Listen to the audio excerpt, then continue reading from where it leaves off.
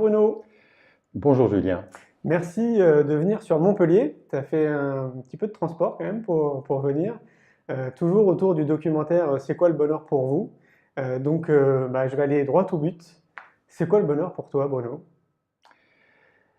Alors lorsqu'on m'a transmis ton invitation, à vrai dire, mon premier sentiment a été de refuser, parce que j'en ai aucune idée. Mais c'est pas pour me faire, pour paraître à part, c'est que le bonheur pour moi, c'est un mot qui n'a pas de signification. Je ne comprends pas. Je ne sais pas ce que c'est. Si on me demande est-ce que tu es heureux, est-ce que tu es malheureux, je dis j'en sais rien.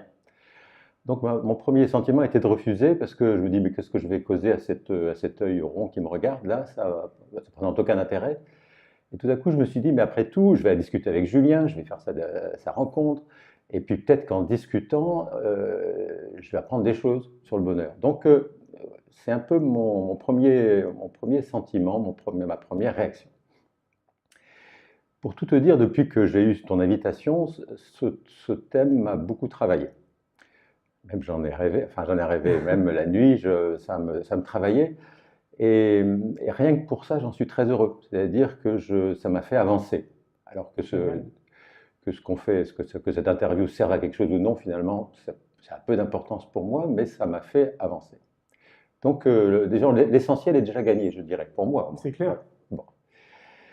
Alors, tout de même, comme j'ai un esprit un peu rationnel, tout de même, euh, je verrais la notion de bonheur comme une forêt circulaire.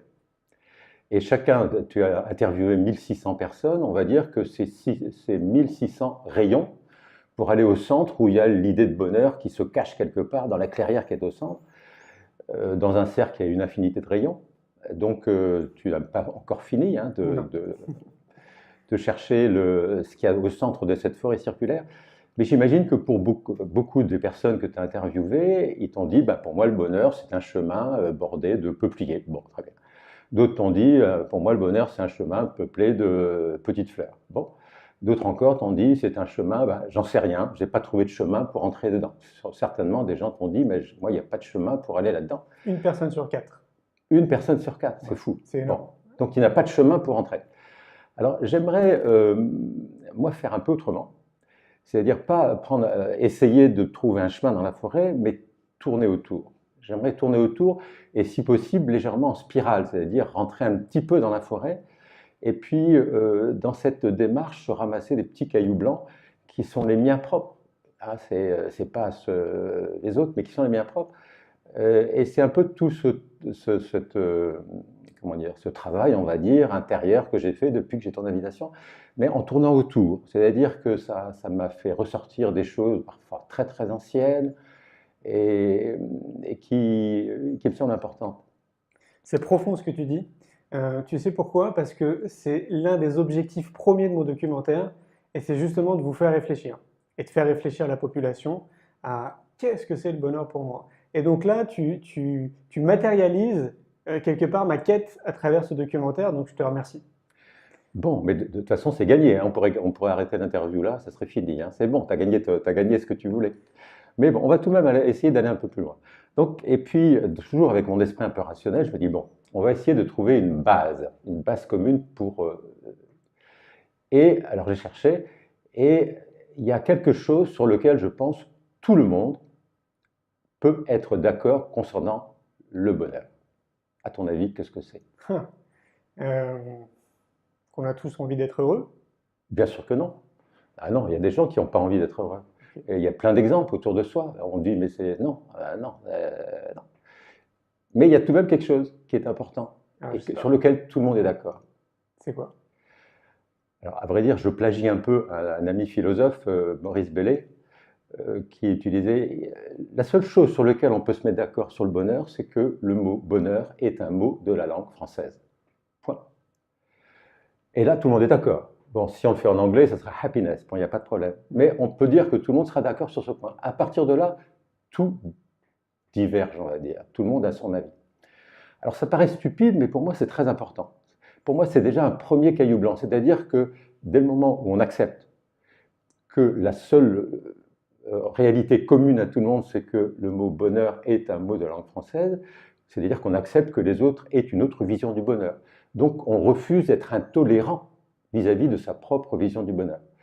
Et c'est très important, je trouve, parce qu'il y a plein de gens tout de même, à travers l'histoire, qui ont voulu imposer leur vision du bonheur, et parfois ça s'est passé très très tragiquement. Ah oui, tout à fait. J'ai découvert récemment l'épopée Khmer Rouge, par exemple, au Cambodge. Le bonheur, c'était d'être un agriculteur ignare dans sa rizière. C'était ça le bonheur, sinon on était mort. Et en général, on était torturé pour bien dire, donc c'était abominable. Et tout ça pour une notion du bonheur. Donc ce premier caillou blanc me semble important, c'est-à-dire que personne n'a la même vision du bonheur, nous sommes bien d'accord, mais du coup, ça permet d'être tolérant et de ne pas imposer sa vision du bonheur. Pas moi plus que toi, ni personne d'autre, et surtout avec la femme. Donc à partir de là, on a tout de même une base, quoi. On peut travailler sur une base. Le mot bonheur est un mot de la langue française. Après, j'ai continué un peu à réfléchir, et bon, je prends souvent le train, et je découvre actuellement que le bonheur est un sujet à la mode. Tout le monde en parle. Et on va dans une gare, il y a plein de bouquins, de revues, de numéros spéciaux, soyez heureux, rendez vos enfants heureux, recherchez le bonheur, même par des gens très, très, très connus, tout ça. Et pour moi, je déteste les modes. C'est viscéral. Dès qu'il y a une mode, je sors un écran blindé. Je ne supporte pas les... Mais je me pose la question. Pourquoi, à notre époque, il y a tant de gens qui parlent du bonheur? Le comble... Oui. C'est pas nouveau, hein. Ça fait des siècles et des siècles qu'on s'est penché sur la question du bonheur, hein. Je suis d'accord avec toi. Tout à fait d'accord. Mais il semble qu'à notre époque, on en parle à nouveau. Quand j'étais gamin, on ne parlait pas du bonheur comme ça. C'est vrai. Oui. Et maintenant, on a l'impression que c'est devenu un objet de consommation. C'est possible, oui. Et ça pose question. Alors quand je vois monsieur Luc Ferry, je n'aime pas du tout monsieur Ferry, qui sort un livre sur le bonheur, je me dis, attention, c'est-à-dire comment on pourrait le définir, monsieur Ferry, comme... un philosophe people, on va dire. Ouais. Quand un philosophe people, à condition qu'on puisse être philosophe et people, c'est encore une chose à voir, sort un bouquin sur le bonheur, moi, je dis, il y a quelque part un problème. Il surfe sur une vague, quoi. Il surfe sur une vague, voilà. Et bien sûr, tous ceux qui gagnent, au bout du compte, ce sont les éditeurs. Hein. C'est ceux qui... ça fait leur bonheur, comme on dit. C'est-à-dire que ça leur fait gagner beaucoup d'argent. Donc, je me suis posé la question, mais pourquoi, à notre époque, on a besoin de tant parler du bonheur? Et pourquoi ça crée une réaction de refus pour moi? Comme tu dis, on parle du bonheur depuis, on en reparlera peut-être tout à l'heure, hein, depuis 2000, 3000 ans. Hein. Donc, cette question qui se pose, pourquoi le bonheur est devenu un objet de consommation courante et puis qu'il faut absolument le rechercher? Peut-être lié à notre société d'aujourd'hui? Alors oui, c'est là où je crois qu'il y a quelque chose qui pour moi est très important. J'aimerais mettre une hypothèse, peut-être plein de gens l'ont émise devant cet œil rond qui me regarde là, c'est que c'est la notion de bonheur qui fait notre malheur. Ça paraît paradoxal, mais j'en suis profondément persuadé. C'est-à-dire c'est parce que l'être humain occidental, je dirais, est toujours à la recherche du bonheur qu'il fait son malheur. C'est-à-dire que si on n'avait pas cette notion de bonheur, et il semble qu'en Orient, il y ait beaucoup moins cette notion de bonheur, eh ben, on serait plus heureux quelque part, même si c'est contradictoire. C'est très européen. Ouais. C'est très européen, très occidental. Et moi, je suis toujours frappé, par exemple, tu vas dans la nature, tu vois une araignée qui tisse sa toile, tu dis, mais est-ce que pour elle, la notion de bonheur a un sens? Bien sûr que non, elle tisse sa toile. Pour un arbre qui pousse, là, est-ce que la notion de bonheur a un sens? Elle n'a aucun sens. Est-ce que pour une rivière qui coule, la notion de bonheur a un sens? Elle n'a aucun sens. La rivière, elle coule. Alors parfois, on pourrait dire qu'elle est contente, avec des guillemets, s'il n'y a pas trop d'eau, ni pas assez d'eau, enfin qu'elle est au juste milieu. L'arbre, il est peut-être content lorsqu'il y a suffisamment d'eau, de soleil, etc. Mais au bout du compte, la notion de bonheur, pour eux, n'existe pas. Et pour moi, ça veut dire quelque part que ce soit l'araignée, que ce soit la rivière, que ce soit l'arbre, ils sont entièrement dans ce qu'ils font. Ils sont dans leur nature d'arbre, dans leur nature de rivière et dans leur nature d'araignée, alors que l'être humain n'arrive pas à être dans sa vraie nature. Et et ça fait c'est très très. En fait, nous sommes coupés de la nature. Quelque part, non, c'est pas que nous sommes coupés. Oui, nous sommes coupés de la nature beaucoup, mais nous ne sommes pas à notre juste place dans la nature. Et ça, j'en veux beaucoup. Et pour moi, c'était très important d'éliminer ça dans ma vie personnelle, puisque c'est moi qui parle là. C'est cette idée très judéo-chrétienne qui dit, bon, l'homme est à part, Dieu a dit l'homme est à part, vous allez nommer tous les animaux, les trucs, les machins, les fleurs, vous allez domestiquer la nature. On voit le résultat. Le double résultat, c'est que l'homme se croit tout permis vis-à-vis de la nature, et surtout se croit à l'extérieur de la nature. Et dès le moment où il n'est plus dans la nature, il n'est plus dans un continuum naturel, ça crée une angoisse terrible parce que l'être humain, c'est comment dire, un éclair de conscience entre deux néants. Avant, il n'existe pas, après, il n'existe plus. Alors, il a un éclair de conscience, il est en dehors de la nature, et du coup, il va chercher à s'accrocher à cet éclair de conscience qu'il va vivre. Mais si on se remet dans un déroulement naturel, le mot exact, hein, on fait partie de la nature complètement, les choses deviennent beaucoup plus simples et on n'a plus besoin de parler de bonheur ou de malheur. On est un ensemble. Pardon? On fait partie d'un ensemble, on est oui, un tout. Enfin oui, d'un ensemble qui se déroule et dans lequel on est partie prenante. Mais est-ce que c'est pas parce qu'on est des êtres réfléchis? Parmi les espèces animales et les espèces vivantes sur Terre, on est peut-être quasiment la seule espèce qui est douée d'une réflexion pour se dire qu'on existe, quelle est notre place ici dans l'univers. Comme tu le dis justement, je ne suis pas sûr qu'une rivière ou qu'un arbre se pose ce genre de questions.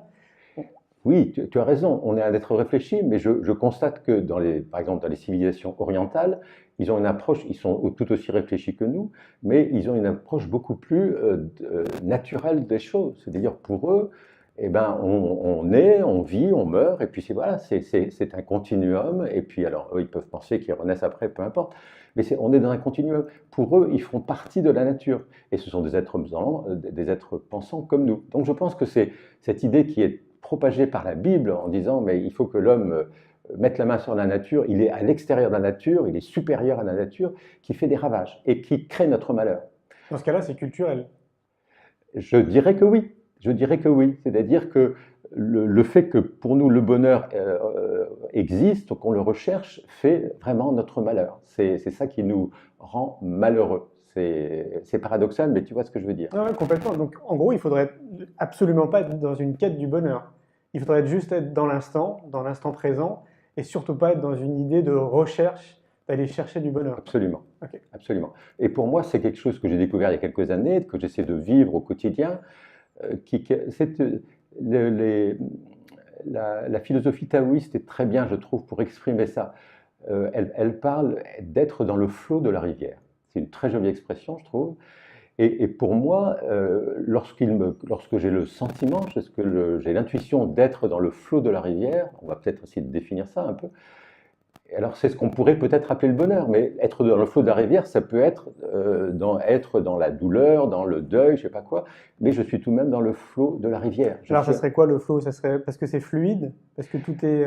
Alors le flot de la rivière, alors je vais pas trop parler du Tao, parce que paraît-il, plus on en parle, moins on en sait. Alors donc j'en sais pas grand-chose, mais c'est une expérience qui est difficile à exprimer, c'est-à-dire que quand tu es le sentiment de faire la bonne action au bon moment, au bon endroit. Voilà. Tout est juste. Tout est juste. Tout est juste. Voilà. Tu as exactement la bonne expression. Et ça, on le sent. Et je te dis, c'est pas forcément lié au bonheur ou au malheur. C'est le fait d'être dans la justesse. On est à notre place au bon moment. On est comme l'arbre qui pousse au bon moment et pas ailleurs. Et c'est ça, pour moi, qui est beaucoup plus important que le fait de chercher du bonheur ou de faire attention au malheur, qui, toujours pour moi, n'a pas grand sens. Là, par contre, ça a du sens. Parce que je l'ai vécu, pas très souvent, mais parce qu'il y a toujours des hauts et des bas. Mais quand on sent qu'on est vraiment dans le flot de la rivière, là, il y a une espèce de contentement extraordinaire. Et c'est là où, que j'appelle pas bonheur, mais c'est... parce que ça peut être, comme je te dis, ça peut être bien vivre un deuil. Par exemple, je me souviens, ma belle-mère, je l'ai accompagnée avant qu'elle meure et j'avais vraiment le sentiment d'être avec elle, c'est-à-dire d'être au bon endroit, au bon moment. Et pour moi, c'était très important. Et pour elle aussi, c'était très important. Et ce que ses enfants avaient beaucoup plus de mal à faire que moi. Voilà. C'est un point très intéressant parce qu'il y a un parallèle qui est fait avec des scientifiques et des chercheurs qui se posent cette question justement du bonheur et qui l'étudient sous tous les angles. À un moment donné, dans leurs recherches, on parle du flow. Et le flow, quelque part, il y a quelque chose de très proche avec le flow de la rivière, comme toi tu le soulignes. Être dans le flow, c'est à un moment donné dans ta vie, c'est avoir trouvé ta juste place et être dans une espèce de courant où tout est fluide, où parfois on Voilà. parle de synchronicité et où tout est juste. Et Voilà. c'est cette quête, entre guillemets, quelque part, que certains ont, c'est d'essayer de trouver leur place et d'essayer de mettre à contribution leur excellence pour le bien commun. Et à partir du moment où ils sont dans cette dynamique, on dit qu'ils sont dans un flow, et donc bah, tout est propre, tout est juste, tout est Oui, fluide. à une petite nuance près, tout de même, que j'aimerais préciser, c'est que tu parles de quête. Pour moi, alors, c'est le problème de l'action après. C'est-à-dire, bon, ceux qui vont dans les librairies Gare acheter un livre sur le bonheur de Monsieur Ferry, par exemple, on imagine qu'ils veulent être plus heureux. Bon, ils ont le but d'être plus heureux. Là, c'est quelque chose aussi que j'ai découvert il y a quelques années qui est aussi très important pour moi, c'est réfléchir à l'action. C'est-à-dire, et j'ai découvert une idée qui me fait vivre aussi, même si c'est très modestement et à petite échelle. C'est une idée qui est célèbre et qui est dans la Bhagavad Gita. Je ne sais pas si tu connais si à l'évidence tu connais ça. Ça me parle. Mais alors peut-être que je peux raconter un peu devant l'œil rond qui me regarde cette affaire qui est très intéressante parce que c'est un problème que je vis quasiment au quotidien. Donc il y a deux armées qui sont l'une en face de l'autre et c'est juste avant la bataille. Et il y a le héros Arjuna qui s'adresse à on va dire, son conseiller spirituel, qui s'appelle Krishna, et qui lui dit: qu'est-ce que je fais? Parce qu'en face, dans l'armée en face, il y a mes cousins, il y a mes oncles, il y a mes amis qui sont là, et on va s'entretuer. Si je vais à la bataille, on va s'entretuer, je vais tuer mes cousins, mes oncles, mes amis, et ils vont tuer chez moi mes amis, mes frères, mes sœurs. Mais si j'y vais pas, je vais paraître comme un lâche. Donc, est-ce que je dois agir ou est-ce que je dois ne pas agir? Et c'est toute cette dimension. Et la réponse de Krishna, de son maître spirituel, je trouve, est extraordinaire. Enfin, moi, je la trouve extraordinaire. Hein. Il dit: agis sans rechercher le fruit de ton action. Agis parce que tu penses que c'est la bonne action, mais pas pour atteindre un but, pas pour aller à la quête de quelque chose. Je prends cet exemple. Je viens ici parler avec toi, Julien. Quel est mon but? J'en sais rien. Mon train a eu 1 heure de retard. C'est une habitude, mais je suis arrivé. Bon, si il avait eu 2 heures de retard, ça aurait été annulé. Peu importe. Je ne viens pas ici dans un but, je ne sais pas quoi. Je viens juste parce que je pense que ma juste place est d'être là pendant 1 heure avec toi. C'est tout. Est-ce que tu ne suis pas ton intuition? C'est pas l'intuition, c'est une démarche intérieure où lorsqu'on fait une action, on la fait pour elle-même et non pas pour obtenir un but. Alors ça pose beaucoup de problèmes. Je te donne un exemple. Je suis une petite entreprise. Alors parfois on a eu des gros clients, on a gagné pas mal d'argent, très bien, et puis parfois les clients, bon, ils font, peu importe, ils nous disent ciao, ça va plus. Et c'est un débat qu'on a eu souvent avec des personnes de ma petite équipe, mais alors il faut contacter des clients, les appeler, etc. C'est-à-dire agir avec un but. Il faut les harceler, hein, il faut les rappeler toutes les semaines, leur envoyer un message. Et à chaque fois, et ça a agacé certains, je leur dis non, on fait notre travail, et puis si les clients viennent, c'est bien, s'ils ne viennent pas, c'est bien aussi. Et ça, c'est-à-dire qu'on fait ce qu'on doit faire, et en restant si possible dans le flot de la rivière, et puis arrive ce qui pourra. Pour moi, harceler quelqu'un pour lui faire signer un contrat, ça n'a pas de sens. C'est rechercher le fruit d'une action, et on sait que ça crée du stress, que ça crée de la tension, etc. Et voilà. Alors, comment dire, ça marche pas mal. J'ai constaté que Oui, ça fonctionne pas mal. C'est-à-dire que quand on a des problèmes, eh ben, on n'a plus de clients, parce que heureusement qu'on n'a plus de clients à ce moment-là, parce qu'on a des problèmes à résoudre entre nous. Et puis lorsque les problèmes sont résolus, ben, les clients reviennent juste au bon moment où ils viennent. C'est très très curieux. Et alors ça paraît parfois presque miraculeux, mais c'est le fait d'être dans cette démarche ouverte où on agit, on fait ce qui nous semble bien. Moi, je fais de la pédagogie, je reformate des formations pour des entreprises, pour des écoles. On aide les gens, on aide les parents. J'écris des livres, mais j'écris pas des livres pour, je sais pas, pour être célèbre ou je sais pas quoi. D'ailleurs, chaque fois que je vois un de mes bouquins dans une librairie, je suis très étonné. Je veux dire, qu'est-ce que c'est ce truc-là? À quoi ça correspond? C'est, je, je le fais parce que je pense que c'est nécessaire quelque part de le faire. On Voilà. parle de Donc, lâcher prise aussi. alors, de lâcher prise, Ouais, c'est une expression que j'aime pas trop parce qu'elle est justement à la mode. Je m'excuse, hein, je ok. m'excuse. Beaucoup de gens utilisent à tort et à travers cette expression de lâcher prise. C'est différent. Lâcher prise, c'est comme, oui, c'est d'une certaine conscience, c'est pas vraiment lâcher prise, c'est faire confiance. C'est faire confiance. On pourrait dire faire confiance au flot de la rivière, faire confiance à la nature telle qu'elle s'écoule, La vie. faire confiance à la vie. Mais d'une manière réelle, c'est-à-dire tous les jours. Est-ce que ce serait pas se faire confiance? Pardon. Est-ce qu'au final, ça serait pas se faire confiance? Ah, alors ça c'est un sujet qu'on va peut-être aborder aussi, bien sûr, c'est forcément lié. Parce que parfois il faut prendre sur soi pour dire, mais attends, je fais confiance à la vie, on verra, j'ai tout préparé, tout ce qui est possible, et puis il y aura des clients, ou bien il y aura des gens, ou bien je vais rencontrer la personne qui va faire mon bonheur, ou bien non. Il faut faire confiance à la vie. Quand on s'accroche, on sait que ça ne fonctionne pas très bien. Donc j'aime bien cette idée de faire des actions sans rechercher le fruit de son action, sans faire une quête. Et les gens qui disent il faut rechercher le bonheur, je dis, enfin, quand on recherche quelque chose, on sait très bien finalement qu'on a du mal à l'atteindre. Par contre, si on fait confiance, voilà, si on reste ouvert, il y a une idée très intéressante d'ailleurs, ça c'est très taoïste aussi, je m'excuse, hein, mais ça me parle à moi, c'est le fait d'être très attentif.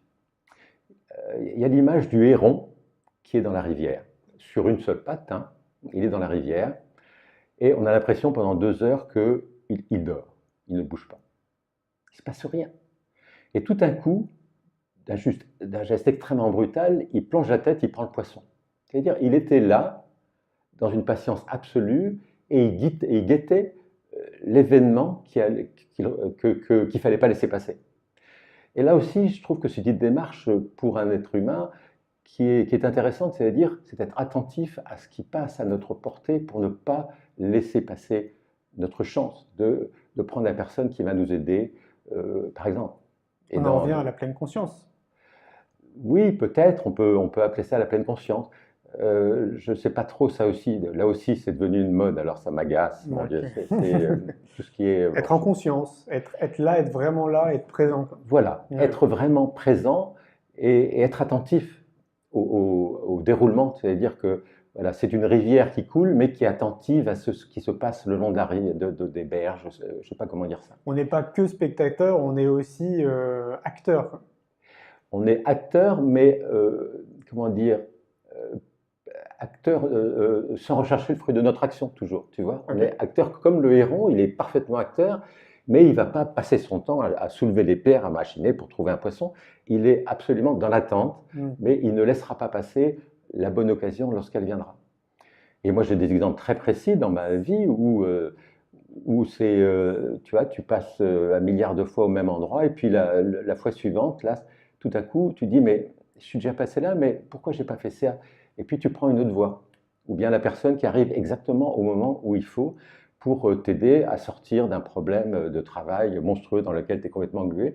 La personne passe et tu lui dis, est-ce que tu veux venir avec moi travailler? Oui, et voilà. Il ne faut pas la laisser passer. Ouais, je vois ce que tu veux dire. Il y en a certains, alors peut-être que ça va pas te plaire du coup, parce que c'est à la mode, il y en a certains qui parlent de la loi d'attraction. Dans ce que tu dis, dans ces synchronicités où la personne arrive à un moment au bon endroit, je rejoins ce que je te disais, est-ce que Oui. finalement on ne serait pas acteur de notre propre bonheur ou même bien de notre malheur, et que finalement, dans les énergies qu'on pourrait dégager, on attirerait les situations, les personnes, et qu'on serait totalement, finalement, responsable et acteur de notre vie, quoi. Alors peut-être, moi ça me va très bien. Le tout, c'est de le vivre. Là où je me méfie beaucoup avec les livres à la mode, tout ça, c'est que souvent les gens achètent le livre et disent j'ai acheté le livre donc je sais ce qu'il y a dedans. Hein. J'ai payé 15 euros donc je sais ce qu'il y a dedans. Euh, alors qu'on l'appelle d'une manière ou d'une autre, très bien. Le tout, c'est de vivre ça. Moi, j'exprime devant ton œil rond là qui me regarde, j'exprime quelque chose que j'essaie de vivre au quotidien et qui se rapproche quelque part de cette idée de bonheur, mais qui pour moi n'est pas vraiment le bonheur, c'est autre chose. Donc là, tu parles d'expérience, quoi. Je ne parle que de ça. Je ne parle que de ça. C'est, euh, disons, je suis venu à ton invitation pour parler de ce que je vis vraiment, parce que intellectuellement, je pourrais faire des grands discours hein, alors on va peut-être parler des philosophes, parce que j'aime beaucoup la philosophie, et quand ils parlent du bonheur, parce qu'il y a des pierres à prendre, mais qui résonnent en moi. Et ça, là, je parle uniquement de choses qui résonnent en moi. Ce n'est pas des choses intellectuelles qui sont belles, mais intellectuelles. Alors que les gens parlent de synchronicité, déjà Jung en parlait hein, il y a longtemps, ou d'autres choses, très bien.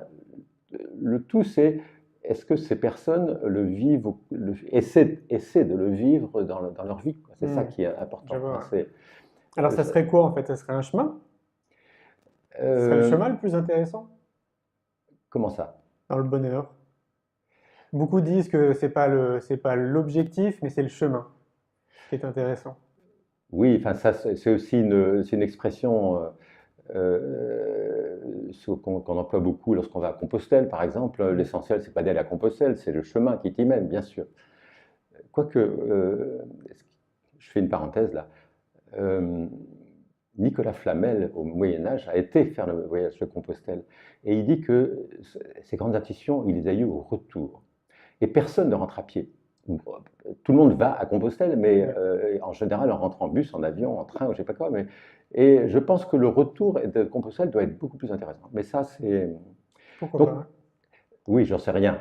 Après, il faut le vivre. Hein, alors, est-ce que c'est un chemin? Je ne sais pas. C'est une manière c'est une manière de vivre tout ce qu'on a, tous les petits cailloux qu'on a vus là déjà pour l'instant. Euh, c'est le fait d'accepter que les autres soient différents dans notre vision du bonheur. C'est le fait de reprendre notre place dans la nature. C'est pas vraiment un chemin, c'est une manière d'être. Voilà, une manière d'être. Hein. Il y a plein de gens sûrement qui t'ont dit devant cette caméra que c'est cette cohérence de notre manière d'être peut-être qui peut s'apparenter à ce qu'on appelle le bonheur. Mais alors, parce que je continue, parce que Oui. je t'ai dit que ça m'avait fait travailler beaucoup, ta question. C'est très curieux, il y a une phrase qui m'est revenue 50 ans, de plus de 50 ans. Tu vois, Oh. toi, tu es jeune, hein, et un texte auquel je n'avais plus jamais pensé depuis mon adolescence et qui s'est mis à résonner pour moi. Alors la fée Internet est très pratique pour ça parce que ça permet de retrouver le texte. Et c'est le texte d'une pièce de Jean Anouilh qui s'appelle Antigone, l'Antigone d'Anouilh, et où on parle du bonheur justement, et d'une manière que je trouve extraordinaire, enfin qui m'avait énormément marqué quand j'étais adolescent et que j'ai retrouvé et qui a toujours sa force. Et là aussi, je trouve qu'il y a un caillou blanc à tirer, c'est-à-dire ceux qui refusent le bonheur. Alors, je dresse un peu le tableau. Hein. Antigone, c'est l'histoire de Sophocle, l'abominable de celui qui couche avec sa mère parce que je sais pas quoi, et bien, donc il est obligé de tuer son père. Enfin bon, c'est une histoire très compliquée de Sophocle, hein, abominable. Et voilà la scène. Antigone, une jeune femme, jeune fille, euh, son frère a été laissé, est mort, et on l'a laissé dans le désert à pourrir. Et s'il n'a pas de sépulture, il pourra pas, il lui faut une sépulture. Et la cité interdit à quiconque d'aller donner une sépulture au frère d'Antigone. Et elle a dit, moi je veux l'enterrer, je veux cette sépulture. Elle sait qu'elle risque la mort parce que toute personne qui voudrait donner cette sépulture à son frère serait punie de mort. Et il y a un dialogue extraordinaire entre Antigone et son oncle Créon. Créon qui lui explique que c'est pourquoi elle se met dans un tel état pour si peu de choses. Et il lui dit, mais écoute, tu as toute la vie devant toi, sois heureuse, marie-toi avec Aimon, celle qu'elle aime. Et elle dit, mais j'en ai rien à faire de votre sale bonheur. Je ne veux pas de votre sale bonheur. Quelque part, elle refuse ce bonheur un peu, alors que Créon, donc son oncle, décrit, c'est-à-dire s'asseoir le soir fatigué sur un banc pour regarder le soir tomber, regarder un enfant qui joue, lire un bon livre, tous ces petits bonheurs. Il dit, mais vis cela, tu es jeune, tu as la vie devant toi, marie-toi, vis cela, vis une vie de bonheur. Et elle a dit, mais je ne veux pas votre sale bonheur. Et cette expression sale bonheur qui m'était restée dans l'oreille 50 ans après. Et alors, ce refus d'Antigone, il me plaît toujours. Alors, bien sûr, je ne vais pas refuser le bon livre, regarder l'enfant qui joue, regarder le soir qui tombe, parce que j'apprécie énormément ça. Mais il nous dit quelque part, je trouve, enfin, il me dit quelque part, cette révolte d'Antigone, si on accepte un bonheur trop cosy, on est moins humain, parce qu'on est obligé de faire des compromissions, on est obligé de faire des petits arrangements. Bien sûr, on voit des gens qui meurent à la télé, tout ça, oui. Donc, mais est-ce que ça t'empêche de regarder avec plaisir l'enfant qui joue? Non, bien sûr, tu fais des petits arrangements. Elle a dit, moi, je ne veux pas de ces arrangements.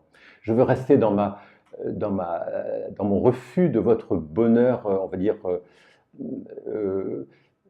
on dirait peut-être, même si c'est pas exact, votre bonheur petit bourgeois. J'en veux pas. Conditionné.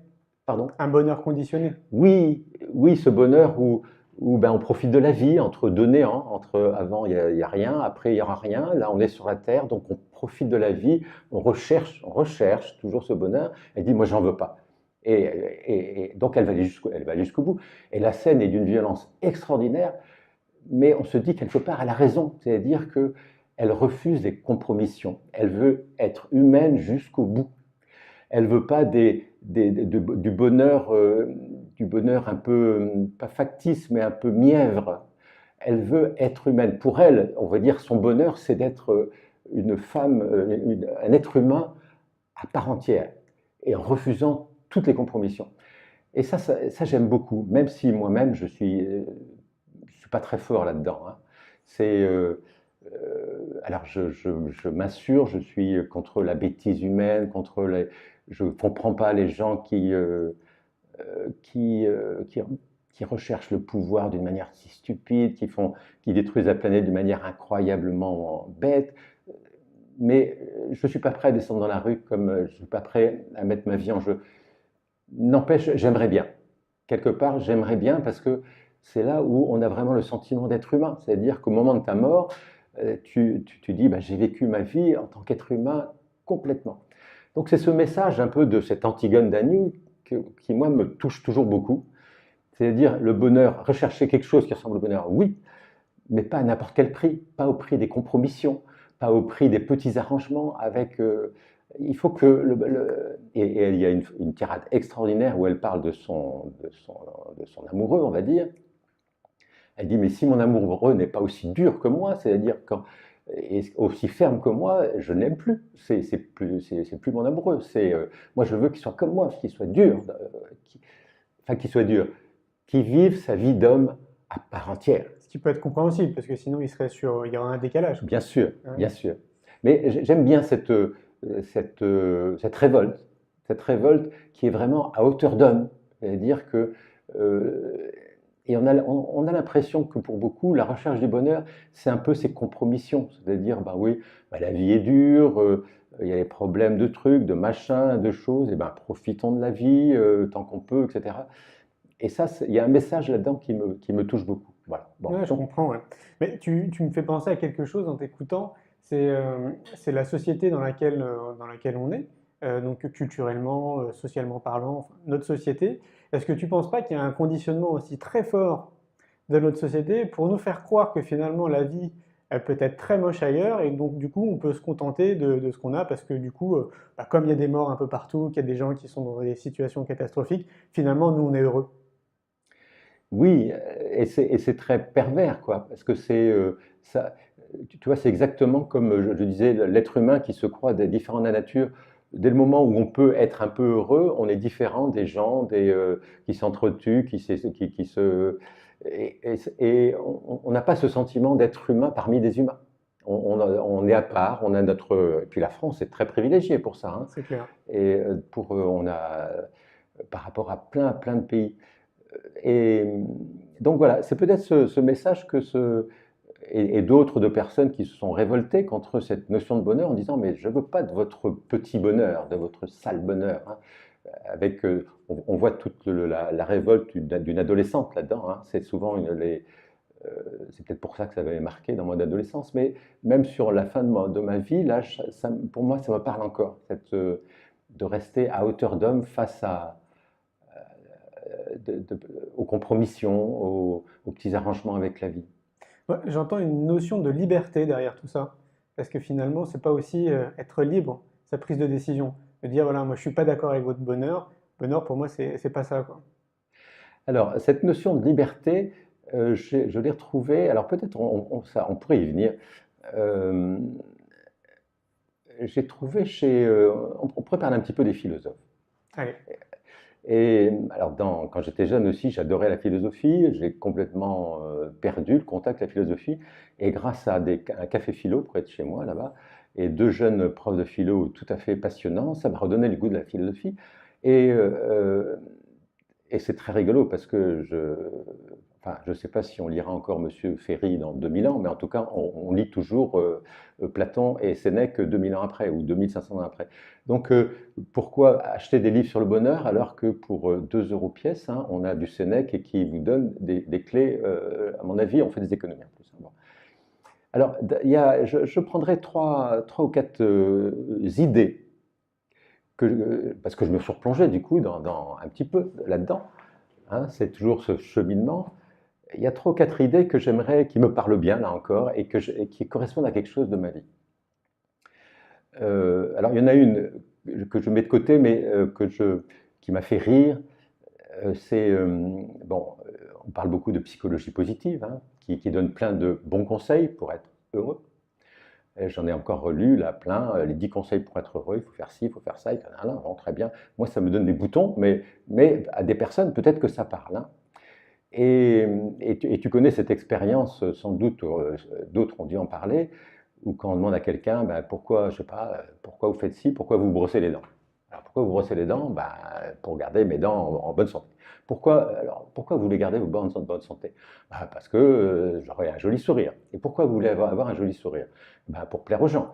Et puis pourquoi vous voulez plaire aux gens? Ben, parce que c'est bien d'être aimé. Et pourquoi vous voulez être aimé? Pour être heureux. C'est-à-dire que quand tu tires les pourquoi jusqu'au bout, tu arrives en prenant quasiment n'importe quel sujet, tu arrives pour être heureux. Et alors, donc les psychologues sont beaucoup amusés avec ça, hein. Et puis j'ai expérimenté ça deux ou trois fois, ça marche très bien, hein, ça marche très bien, même avec quelque chose, mais pourquoi tu as lancé ce projet, je sais pas quoi, bon, tu tires les pourquoi jusqu'au bout, et puis pour être heureux. Et en fait, Aristote disait exactement ça. Aristote, dans l'Éthique à Nicomaque, j'adore le titre de ce livre, Éthique à Nicomaque, eh ben, paraît-il, hein, il dit en fait le but ultime de toutes nos actions, c'est d'être heureux. Bon, et donc la psychologie cognitive a redécouvert Aristote 2300 ans après, j'en suis heureux. Mais ça, c'est plus pour mettre une parenthèse un peu amusante dans mon discours, peut-être un peu trop sérieux. Après, j'en viens euh, à Socrate. Et Socrate, dans le Gorgias, hein, je crois, il y a une idée qui me plaît bien, et que j'essaie de mettre en œuvre, hein. Je ne parle pas en philosophe, hein, je parle en quelque chose qui me parle, hein. C'est la notion de tempérance. La notion de tempérance, c'est-à-dire qu'on a des désirs, on a des passions, on a des envies. C'est pas ça ce qui est grave, d'avoir des envies, des plaisirs, des envies. C'est de rester dans la tempérance, et pas dans l'excès. donc l'équilibre. Dans une forme d'équilibre. Euh, oui, et, voilà, par exemple, je ne sais pas si tu as lu ce livre de Hermann Hesse qui s'appelle Siddhartha. Siddhartha, c'est le futur Bouddha. Au départ, il dit bon, je vais être un ascète, mais le pire ascète qui soit, quoi. Donc, il va dans un extrême. Et il s'aperçoit que ça ne marche pas. Et après, il comprend, alors il passe par une phase très intéressante, je trouve, où il va apprendre tout ce qui concerne les jeux de l'amour. Et là, on sent que, alors je ne sais pas si des personnes en ont parlé, dans toutes les personnes qu'interviewait, mais tout ce qui traite autour de la sexualité, à mon avis, peut jouer un rôle très important. Des personnes, et je pense, disent que tout le malheur de notre monde, hein, tout le malheur de notre monde vient essentiellement de la sexualité qui n'est pas naturelle. Et pour eux, c'est évident. C'est-à-dire que si tout le monde avait une sexualité naturelle, on va dire, hein, et on sait bien les contre-exemples innombrables et abominables qui existent partout, eh ben, les gens ne s'entretueraient pas, ne battraient ni leurs femmes, ni leurs enfants, je ne sais pas quoi. Enfin, ça se passerait beaucoup mieux. Ouais, c'est intéressant. Donc ça c'est les extrêmes. Et puis voilà, la tempérance de Socrate, c'est dire, voilà, ce n'est pas un refus comme l'ascète des plaisirs, de la passion, mais c'est de ne pas aller trop loin, ni trop peu, ni trop. Pas d'excès. Pas d'excès, voilà. Alors ça paraît tout simple, mais pour moi c'est très important. C'est quelque chose de... Alors, mais ça peut être aussi pas trop de travail, ça peut être pas trop de recherche de pouvoir, Ouais, dans tout. pas trop, ça marche dans tout, ça. C'est-à-dire la tempérance en tout. Moi, je suis étonné par tous ces gens en ce moment, en mars 2017, qui recherchent le pouvoir, quoi. On ne parle que de ça. Curieusement, d'ailleurs, c'est une idée que j'ai depuis très longtemps, mais j'ai vu un article là-dessus qui confirmait ça. Les psychologues considèrent ça maintenant presque comme une maladie mentale. C'est intéressant. Ah oui. Oui, quand on prend George Bush, quand on prend Tony Blair, quand on prend Nicolas Sarkozy, quand on prend je ne sais pas quoi, tous ces gens-là, en fait, on peut les considérer sous l'aspect de malades mentaux. Un peu névrotique. Je crois les psychologues sont en train de créer une classe spéciale pour ces gens-là. Ah, excellent. Mais c'est... et tiens, le jour même où j'ai eu ton invitation, j'écoutais la radio et il y avait une interview d'Albert Camus qui parlait du bonheur. C'était marrant, toujours, hein, il y a synchronicité, on peut dire, on parlait tout ce qu'on veut. Et il disait, il y a des gens qui refusent le bonheur, en particulier ceux qui recherchent le pouvoir. Ah, je dis, ça c'est intéressant, ça. C'est-à-dire que ceux qui cherchent le pouvoir, en fait, c'est une fuite du bonheur quelque part. Ouais. Et ça, je pense qu'ils n'en sont pas conscients. S'ils en prenaient conscience, peut-être qu'ils verraient la vie d'un autre côté. Ouais, c'est possible. Donc voilà, je reviens à Socrate avec cette tempérance qui est intéressante. Et puis à Sénèque. Moi, j'ai découvert Sénèque et je suis tombé amoureux de Sénèque, j'avoue. Chef-d'œuvre, comme dirait Yasmina Reza. Je ne sais pas si tu connais la pièce Art de Yasmina Reza, où elle parle de Sénèque d'une manière très amusante. Chef-d'œuvre. Et c'est des tout petits livres. Hein. J'ai commencé par De la brièveté de la vie. De la brièveté de la vie, c'est à 2000 ans, mais ça pourrait avoir été écrit hier, tellement il nous décrit dans notre comportement névrotique, à la recherche du pouvoir, de l'argent, des trucs, des machins, ou bien d'aller chez mon coiffeur me faire des frisettes, ou bien je sais pas quoi. C'est étonnant. Bon. Mais il a aussi écrit un livre qui s'appelle De la vie heureuse. Un petit livre qui fait 20 pages, hein, qui s'appelle De la vie heureuse. Et là, j'ai trouvé 2 ou 3 idées qui me plaisent vraiment beaucoup. Donc, disons, où je me retrouve. C'est ça que, toujours, hein, c'est mes petits cailloux blancs à moi. D'abord, il dit, mais le bonheur, c'est lié à la vertu. Alors, vertu au sens philosophique du terme, quelque part, c'est... je résume comment je décrirais ce que décrit Sénèque. En fait, c'est être quelqu'un de bien, comme dans la chanson. Être juste quelqu'un de bien. Être juste quelqu'un de bien. Ni extrême, ni rien, juste quelqu'un de bien. C'est-à-dire que... Altruiste. Altruiste. L'altruisme, c'est très ambigu, je trouve. Disons, c'est un peu tout ce que je viens de décrire quelque part, c'est-à-dire que de ne pas être dans l'excès, ni dans la démesure, ni dans le manque, c'est de respecter l'autre sans vouloir imposer quelque chose, c'est vivre sa vie sans empêcher l'autre de la vivre. On en revient à la justesse, être juste. Quelque part, voilà, être quelqu'un de bien. Et ça, c'est la vertu, c'est ce qu'il appelle vertu. Ou la sagesse. Ou la sagesse. Alors la sagesse, ça me semble plus compliqué pour moi. Hein. D'accord. C'est plus inatteignable, la sagesse. Ah, Hein. ok. Pour moi, hein, euh, Donc la vertu. alors, voilà. La première idée, c'est être juste quelqu'un de bien, sans. Et moi, je fais un lien avec un thème qui n'existait pas du temps de Sénèque, quelque chose qui n'existait pas du temps de Sénèque, mais qui est pour moi très important, c'est la notion d'estime de soi. J'ai écrit un petit livre sur l'estime de soi, j'ai beaucoup appris, au moins ça a servi à ça, j'ai beaucoup appris sur l'estime de soi, j'ai découvert en fait que quand on tirait le fil de l'estime de soi, il y avait tout, mais il y a tout, dont le bonheur qui vient, mais la démocratie, le truc, tout vient quand on tire le fil de l'estime de soi, c'est étonnant. Donc c'est un livre qui s'adresse au premier abord aux parents, j'aide mon enfant à développer son estime de soi. J'ai appris dans le train d'ailleurs qu'il va être traduit en coréen. Alors là, ça m'a laissé sur le. Je me dis Génial. pourquoi les Coréens sont intéressés à l'estime de soi. Bon, ça m'a ouvert encore bon. Et alors l'estime de soi, donc je parle de l'estime de soi de l'enfant parce que ça s'adresse aux parents. Après, vers la page 130, là, entre deux pages, je prends entre deux pages le lecteur parent et il dit mais attends, on va parler un peu de votre estime de soi à vous, parents, adultes. Et, et quelque part, lorsque l'estime de soi est branlante, est mal équilibrée ou déséquilibrée, quelque part, on ne peut pas avoir ce bonheur dont tu recherches la clé quelque part, je pense.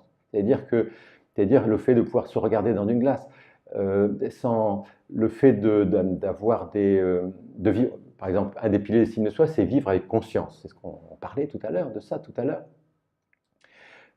C'est aussi avoir des buts réfléchis, c'est accepter ce que l'on est, tu en parlais tout à l'heure, accepter ce que l'on est, c'est un pilier de l'estime de soi, accepter soi-même tel que l'on est, mais aussi accepter d'être responsable de ses actes. Voilà. Mais le plus difficile, et là, c'est là où je rejoins Sénèque, et pour moi c'est très difficile, c'est le dernier pilier, on va dire le sixième pilier, c'est d'être intègre. Et ça, c'est le plus difficile, parce qu'on vit dans un monde où l'intégrité, tout le monde s'en fout. C'est-à-dire qu'on va peut-être avoir un président le mois prochain enfin, bon, on ne va pas lancer encore ce sujet-là, mais c'est à l'évidence des gens qui ne sont pas intègres du tout et qui vont diriger un pays, qui vont diriger des gens, des hommes, etc. Et tout le monde trouve ça normal, semble-t-il. Donc l'intégrité et l'intégrité intérieure aussi, c'est-à-dire j'ai des valeurs, j'en cause, ce dont je parle aujourd'hui devant cet œil rond qui me regarde, est-ce que je suis capable de les vivre au quotidien toujours? C'est pas si facile que ça. Cette intégrité, je pense qu'elle fait partie, lorsqu'on est vraiment intègre, on touche quelque part à cette idée de bonheur, mais c'est très difficile. Et surtout à notre époque, c'est encore plus difficile qu'avant. Est-ce qu'on pourrait le résumer par cette célèbre phrase un esprit sain dans un corps sain? Alors tu sais que cette phrase, mot pour mot, elle est dans Sénèque. Ok. Elle est dans Sénèque, j'ai relu dans le train encore. Hein, c'est une phrase de Sénèque. Il dit exactement, pour être heureux, il faut un esprit sain et que le corps soit en bonne santé. Parfait, la boucle est bouclée.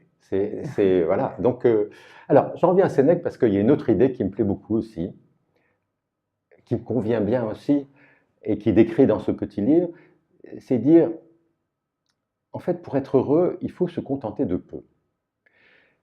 Vous apprenez à vous contenter de peu. Quand vous avez beaucoup, profitez-en. Mais si, pour une raison ou pour une autre, ce beaucoup se diminue pour revenir au peu, vous ne serez pas malheureux. Vous avez appris à vous contenter de peu. Par contre, et ça c'est très de notre époque, si vous apprenez s'il vous faut beaucoup pour vivre, pour être heureux, il vous faut beaucoup, dès qu'on vous enlève quelque chose, c'est la catastrophe. Vous devenez malheureux.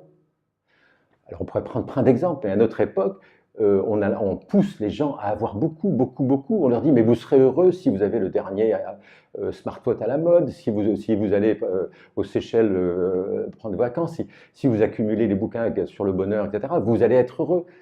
Et surconsommation. C'est la surconsommation et on veut faire croire aux gens qu'ils vont être heureux. Et dès qu'on leur enlève un petit peu quelque chose, et ça arrive forcément, ne serait-ce que par l'âge, quand on vieillit, il y a des choses qu'on ne peut plus faire. Et tout à coup, c'est la catastrophe. Quand on voit des personnes âgées qui n'ont jamais, qui ne savent pas vivre avec leur vie intérieure parce qu'on ne leur a jamais appris, c'est une catastrophe. Leur vieillesse est très très dure, ou bien quand ils sont malades, ils ne peuvent plus bouger, et ils sont plantés dans la télévision 20 heures sur 24, enfin c'est une catastrophe.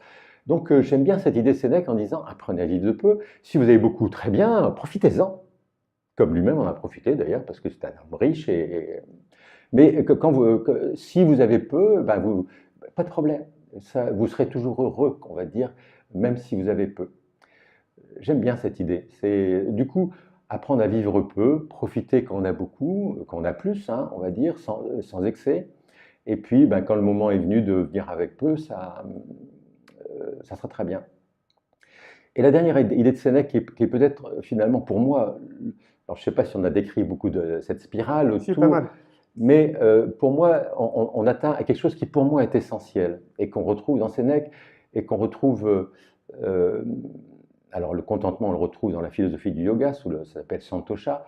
Et la dernière idée de Sénèque, et il me semble très importante, on la retrouve aussi dans la philosophie du yoga, qui s'appelle, je ne sais pas comment, un nom bizarre, c'est se débarrasser de la peur de la mort. C'est-à-dire qu'on ne peut être heureux, on va dire, que si on arrête d'avoir peur de la mort. Et là, on revient à ce qu'on disait tout à l'heure, l'être humain, dans cette occidentale, on va dire, lui, il a peur de la mort. Avant, il n'y avait rien, après, il n'y a rien. Donc, il faut s'accrocher à la vie, absolument. La mort est quelque chose d'abominable, quelque part. Alors que si on va dans le flot naturel de la rivière, eh ben, on naît, on vit, on meurt. La mort est naturelle. Et je crois que notre sérénité dans la vie, je préférais ça au mot bonheur, hein, vient de notre relation à la mort. Si on a une vision saine de la mort, même de la souffrance, je dirais, euh, on devient serein. C'est-à-dire que la mort n'est. Alors après, on peut dire, est-ce que la mort est une fin, est-ce qu'il y a quelque chose après?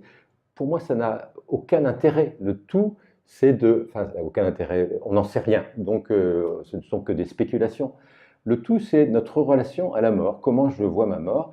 Ben oui, je prépare le fait que je vais mourir, après que je laisse les affaires à peu près en ordre à mes enfants, à ceux qui vont me suivre, etc. De la même manière que ceux qui sont passés avant moi l'ont fait. Et Sénèque le dit très bien. Je trouve que les anciens philosophes parlaient beaucoup de la mort, mais d'une manière très saine. C'est-à-dire, pour eux, c'était quelque chose qui était parfaitement intégré. Alors que nous, c'est quelque chose qui est exclu. La mort, on n'en parle pas. Super, ouais. Et je dirais, alors là, pour moi, c'est une grande interrogation. On parle souvent de réussir sa vie. Moi, ma grande interrogation, c'est est-ce que j'arriverai à réussir ma mort? Et pour moi, c'est très important. Ok. Parce que si je te dis, tu sais que tu as 50% de chance de finir ta vie avec une maladie d'Alzheimer dans la démence sénile, est-ce que c'est ça le bonheur pour toi? Tu me diras pas vraiment. Au même titre que si on nous prédisait notre avenir, enfin notre futur plutôt, je suis pas sûr qu'on soit OK pour l'entendre, hein, peu importe la situation. Alors, je dirais les choses un peu autrement. C'est-à-dire que je trouve que le progrès médical fait qu'on sort un peu des limites de l'être humain tel qu'il est. Si on prend les Romains, Sénèque, il y a 2000 ans, bon, il avait une espérance de vie à peu près moyenne, et puis au moment de mourir, il mourait. Maintenant, on est capable de maintenir en vie les gens. Donc, on maintient des gens en vie. C'est comme si, quand la feuille allait tomber de l'arbre, on dit, attendez, la feuille va tomber de l'arbre, on va mettre un morceau de scotch. Non, mais c'est ça qu'on fait. Ouais. On met un morceau de scotch à la feuille pour pas qu'elle tombe. Ouais. On garde les gens en vie parce qu'on sait le faire. Il y a un siècle, on ne savait pas le faire. Et du coup on ne laisse pas les gens mourir naturellement, Ouais. comme ça devrait être naturel. Et du coup, c'est une cause de souffrance, d'angoisse énorme. Personne n'a envie de devenir, d'avoir de la démence sénile, de finir dans sa vie en démence sénile. Je vais te poser une question. Alors, ça serait quoi réussir sa mort? Pardon? Ça serait quoi réussir sa mort? Réussir ma mort, ça serait une mort naturelle. C'est-à-dire comme, bon, mon père est mort dans son sommeil, mon grand-père est mort dans son lit, enfin bon, je ne sais pas. C'est-à-dire une mort naturelle où le moment est venu, on fait appel à la famille qui vient entourer le mort, et puis voilà, comme le font beaucoup les orientaux, c'est-à-dire avec le livre des morts, le Bardotodol, où on aide la personne à franchir ce seuil vers on ne sait pas quoi, mais peu importe.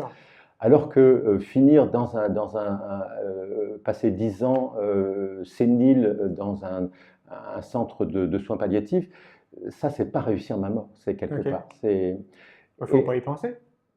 Pardon? Il faut essayer de ne pas y penser, peut-être. Être dans ce fameux lâcher-prise dont on parle. On n'a pas prise. Alors, les stoïciens, les philosophes avaient une réponse à ça, ils disaient c'est le suicide. Hein, ça, comme ça, c'est clair. Et certains le font, effectivement. Il y a beaucoup de vieux qui se suicident. Hein, alors ça, c'est... Bon, tout ce que je sais, c'est que j'espère que je réussirai ma mort. Mais c'est pour dire que pour moi, une des clés de ce bonheur auquel tu tournes autour, là, c'est la relation qu'on a avec la mort. C'est-à-dire que lorsqu'on vit bien cette relation, on vit sereinement, on n'a plus d'angoisse, on est de passage, on reste dans le flot de la rivière, on fait les actions sans rechercher le fruit, si possible, le fruit de son action. On est intègre. Voilà, on est intègre, on accepte la mort comme elle va venir. Et avec ça, quelque part, j'ai l'impression de cerner un petit peu ce que on pourrait appeler le bonheur. Alors, toi qui es dans le monde de l'éducation, est-ce que tu ne penses pas qu'on gagnerait du temps à faire réfléchir les enfants à cette thématique? Alors, j'aimerais bien savoir comment on fait avec les enfants qui sont mourants. Qui sont mourants? Oui, qui ont un cancer, il y a des enfants qui ont Mmh. des services, parce que, semble-t-il, eux, ils ont une conscience aiguë de la mort, et ils n'en ont pas peur. Et ils ont une vision de la mort qui est peut-être beaucoup plus naturelle que ce qu'on a. Alors, comment, disons, c'est difficile, et j'imagine, hein, un enseignant qui va commencer à parler de la mort dans sa classe, les parents vont venir rapidement débouler dans sa classe. Par contre, faire prendre conscience aux enfants d'être dans l'action juste, d'être dans l'action respectueuse de soi qui respecte les autres, c'est être à sa place naturellement. C'est plus ça dont je parlais, hein. C'était plus de réfléchir à cette notion du bonheur, pas forcément de la mort. Voilà, Ouais. ouais, d'accord. Ah, pardon. Oui. C'est de les mettre dans cette notion de pas être dans le recherche du bonheur, parce que peut-être que pour eux, le bonheur, c'est avoir la dernière sonnerie à la mode à mettre sur leur smartphone, et ce qui est tout de même très dommage. Hein. C'est Faire un peu de philo. Julien, de toute façon, il ne faut pas se leurrer. Les enfants grandissent en observant les adultes. Mmh. Donc, quand ils observent des adultes qui sont à la recherche frénétique d'un pseudo-bonheur, ils ne peuvent pas apprendre ce que c'est que le bonheur. Quand ils sont au contact d'adultes qui sont sereins, qui parlent de ce genre de choses d'une manière sereine, qui ne recherchent ni le pouvoir, ni l'argent, ni la gloire, ni la puissance. Hein. Il y a des profs qui jouent beaucoup sur la puissance. Hein. Moi, je suis grand, vous êtes des crétins. C'est par imitation, je trouve, mais ça oblige du coup les adultes à être vraiment des vrais adultes à part entière. C'est clair.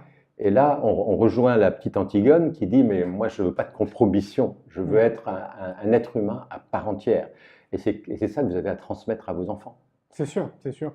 Bah, c'est dans ce sens-là, peut-être que tu es au courant, du coup, on est en train de créer une école pour les enfants que j'ai appelée l'école de la vie, qui est une école alternative, qui est basée sur plein de courants alternatifs, tu sais, comme Montessori, Steiner, Freinet, etc.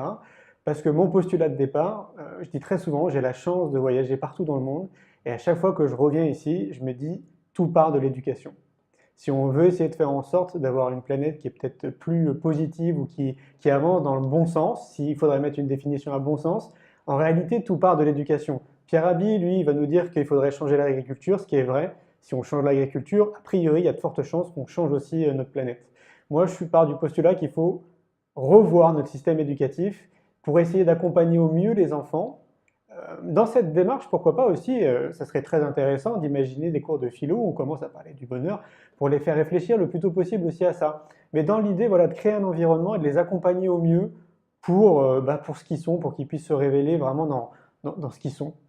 Alors c'est drôle parce que ce que tu décris là, alors d'abord, une petite parenthèse, c'est que Pierre Rabhi, lui, il parle de l'agriculture, mais il a une fille qui a créé une école. Sophie. Hein, donc Ouais. c'est pas lui qui l'a créée, mais c'est sa fille. Je trouve ça très beau. C'est-à-dire qu'il y a eu une transmission de témoins et la fille s'est intéressée À l'éducation. à l'éducation. Ouais. Mais ce que tu décris là encore, je reviens dans mon adolescence, je reviens à un livre que je relis encore. Je disais, mais bon sang, c'est Libre aux enfants de Summerhill, l'école de bah Summerhill. oui, Voilà. c'est Et maintenant, clair. elle est très décriée. Alors, il y a des gens qui ne veulent même plus entendre parler de Summerhill parce que ce sont des anarchistes, je ne sais pas quoi. Et quand on relit la préface de Neil, qui a créé cette école, il dit, mais on éduque les enfants à la mort. On a une éducation mortifère. Et l'école que tu veux créer, c'est une école de la vie. Et que Neil avait déjà voulu créer. Et c'est rigolo Mais il a parce que réussi, hein. Moi, je trouve qu'il a oui, réussi dans enfin, sa démarche.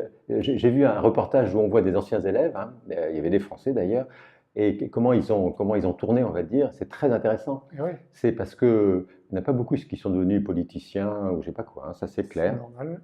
Mais certains sont devenus ingénieurs, ils ont fait ils ont fait ce qu'il fallait pour réussir leur vie parce qu'ils avaient des bonnes racines. Et, c'est comment dire, c'est créer une école. Pour moi, c'est se battre euh, contre des gens qui ne veulent pas. C'est-à-dire qu'il y a tout un monde, je ne sais pas comment dire David contre ça. Goliath? Pardon? David contre Goliath? C'est pas tellement ça, c'est se battre contre la bêtise humaine. Je te donne un Mhm. exemple. On a intervenu il y a quelques mois, on était trois, hein, avec deux autres formatrices, dans un très grand établissement catholique de Paris. Ça s'est très mal passé. Ça s'est très mal passé. Et en particulier, pour différentes raisons, et en particulier, il y a eu on a projeté un reportage d'un chercheur, Sugata Mitra, reconnu, et on a eu cette réflexion de certains profs en disant mais il devrait être interdit de propager ce genre d'idées. Et l'idée c'était quoi? C'est qu'on pouvait apprendre sans enseignant. C'est évident. Mais ça a déclenché des réactions, je ne t'imagine pas la violence des réactions qu'il y a eu dans la salle, Ah ouais, c'est-à-dire d'opposition, ok. d'opposition très brutale. On ne change rien Ah voilà. et on fait tout pour ne rien changer. Voilà, on est en France. On est en France, voilà. Mm. Une fois, j'ai reçu un message d'une dame qui est française qui vivait en Hollande. Elle me dit, mais moi, mes enfants vont en école en Hollande, hein, et quand ils reviennent voir leurs cousins en France, ils ne comprennent pas, parce qu'ils sont heureux à l'école. C'est clair. Et en France, pourquoi ils sont malheureux, pourquoi ils ne veulent pas? Ouais. Et on ne comprend pas. Et on touche un point, ça c'est un petit caillou qu'on n'a pas, qu'on n'a pas abordé, mais qu'on pourrait aborder longtemps, c'est la bêtise humaine. Mm. Et la bêtise humaine, on la trouve partout, avec cette nuance. Je ne sais pas si tu connais ou tu te souviens de la chanson de Jacques Brel, L'ère de la bêtise. Peut-être. Il a fait une chanson sur la bêtise. euh, et à la fin, il dit, mais comment ça se fait qu'au bout du compte, dans mon miroir, je vois ton regard familier dans mon propre miroir? Parce que on voit la bêtise des autres, mais on a aussi notre bêtise. Mais quand on est face à la bêtise bien épaisse, et ça c'est très désespérant. Tu crois pas qu'on peut s'adapter? Je crois que la seule manière de s'y adapter, c'est de ne pas de lutter contre le courant. Mais bien sûr. C'est-à-dire, alors, mais je ne sais pas, à une époque, Isabelle Filiosa m'avait demandé de l'aider à créer une école au point de vue Mm. pédagogique. Bon, qu'est-ce qui s'est passé? L'école à Saint-Maur, à côté de Paris. Qu'est-ce qui s'est passé? L'école était finie, tout, parfait, truc, machin. Elle était prête, les profs, les machins, les trucs, prêts pour l'ouverture. Mais ça ne plaisait pas aux gens de la mairie de Saint-Ouen et qui ont trouvé que le mur, il manquait, je crois, 5 cm, le mur pour qu'il soit dans les normes. Et l'école n'a pas pu ouvrir Pour ça, pour ça. C'est-à-dire que là, on est face à une bêtise massive. bienvenue en France, oui. Bah oui. Oui. Alors que faire? Eh ben, moi, je dirais, c'est revenir en soi. C'est-à-dire que vous ne voulez pas de mon école, eh ben, je reviens, enfin, je refais mon travail et je reprends mon chemin. Peu importe. C'est-à-dire Ouais, bien que sûr. c'est de pas. Parce que si tu Ouais, vas à contre-courant, tu tu t'épuises. t'épuises. Tu Ouais, t'épuises. complètement. Donc être dans le flot de la rivière, toujours, ça marche pas, ça marche pas. Bon, il manquait 5 cm, vous avez raison. Alors, on va avoir 10 ans de procès, mais peu importe. Mais derrière, alors on pourrait aller plus loin. Pourquoi il y a cette souffrance? Parce que derrière, il y a des souffrances. Pourquoi ces personnes se Mhm. sont opposées? La peur. Pourquoi ces profs dont je parlais tout à l'heure se sont opposés si violemment? Il y a des souffrances. Et pourquoi il y a des souffrances? Il y a des souffrances, ouais, ça c'est évident. Mais ce que je vois aussi de mon côté, pas forcément à travers le documentaire, hein, mais voilà, de mes voyages et de ma petite vie jusqu'à présent, c'est que j'ai l'impression qu'on oscille entre deux notions ou deux énergies ou deux émotions, la peur et l'amour. Et finalement, moi, quand je t'entends parler de ces enseignants là, qui ont été très réfractaires, moi j'entends derrière vraiment une peur quelque part, quoi, tu vois. Et si on travaillait, c'est pas travailler, mais si on accentuait peut-être davantage cette notion d'amour, comme le fait Amma par exemple, de son côté, bah, c'est pareil, je pense qu'on pourrait largement inverser les courants, quoi, quelque part. Oui, alors l'amour c'est très compliqué, c'est un amour aussi, tu pourrais faire un On pourrait faire, documentaire ouais, sur l'amour, tu aurais 1600 c'est vrai. euh, approches différentes de ce que c'est l'amour. Je, Amma, c'est un chemin qu'elle fait parmi d'autres, qui convient à certains, qui convient pas à d'autres. Euh, il y a- c'est très difficile de trouver une clé unique quelque part. Et c'est vrai que là, on a tourné autour, hein. Moi, j'ai trouvé quelques petits cailloux, mais j'ai pas trouvé la clé unique. Je sais même pas si elle Il existe. n'y en a pas. Il y en a pas. Tu sais, il y a quelque chose chez les Orientaux, paraît-il. Lorsque le sage atteint l'illumination, il rit, paraît-il. Et ça, j'aime bien. C'est-à-dire que, en fait, tu as compris. En fait, tu as compris, et c'est tellement. Simple, Tu avais le nez dessus, quoi. ouais, c'est Et ça. tu l'as jamais vu de toute ta vie. Ouais. Et tout à coup, le sage, il a enfin compris et il éclate de rire en disant mais bon sang, mais c'est bien sûr, Mm. c'était tout bête et c'était à portée de main. Et puis on s'est épuisé à le faire. Bon, alors j'espère que j'aurai un jour ce plaisir, peut-être, hein, j'aimerais beaucoup, de me mettre à rire en disant mais bon sang, c'est bien sûr. Je te le souhaite. Est-ce que tu aimes les citations? Je m'en méfie beaucoup. Ah oui? Vas-y, je t'écoute. Non, je voulais juste te poser la question, est-ce que tu as une citation parmi d'autres que tu affectionnes plus que d'autres? Est-ce que j'ai une citation que j'affectionne? Là, tu me prends un peu à froid, là. Sur le bonheur, Ce que tu veux. Moi, je vais te donner une citation qui me suit un peu partout. ouais. C'est celle de Gandhi, qui dit Sois le changement que tu veux voir dans le monde, parce que je la trouve tellement puissante, je trouve qu'elle résume tout. Et voilà, elle est même encadrée dans mon bureau. Je trouve que c'est très puissant comme citation. Ce qui est important dans une citation, c'est de la vivre toujours. Ouais. Si tu la vis, toi, là, oui. Mm. Alors, il y a quelque chose qui me vient tout de même. À une époque lointaine, j'ai appris l'arabe et j'avais appris un proverbe et qui tombe bien peut-être comme clôture de cette interview. Je vais le dire en arabe avec mon mauvais accent et puis je traduirai. Tetkalem ketir, terlat ketir. Plus tu parles, plus tu as des chances de te tromper. Et ça, quelque part, alors là, j'ai pris le risque, hein. J'ai parlé longtemps, j'ai pris le risque de me tromper, mais c'est le fait d'être méfiant toujours quand on s'exprime. Peut-être que moi, je reviens à cette idée dont on parlait tout à l'heure, c'est-à-dire peut-être plus on en sait, moins on en parle. Plus on en sait, moins on en parle. Et peut-être que c'est valable également pour le bonheur. Merci Bruno. Merci Julien.